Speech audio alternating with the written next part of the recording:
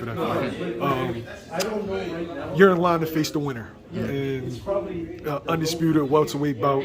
Everybody wants to see you face the winner. I don't know if it's going to happen or not. Terence Crawford, Errol Spence Jr.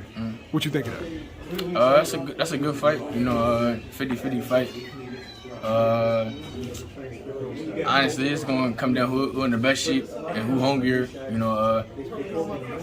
I don't know who going to win, but I think I'm leaning a little bit more towards towards Spence. I feel like Spence got something to prove, and I feel like a lot of people like doubting him a little bit.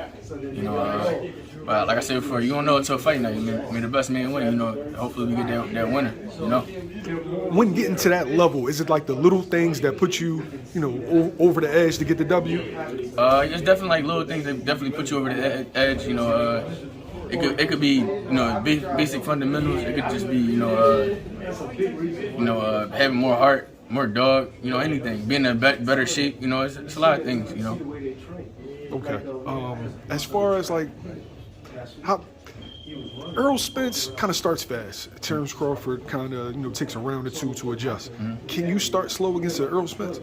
I feel like you can start slow. It's a certain way you do it, And I think it can be done, but I feel like he gotta be smart if he do it.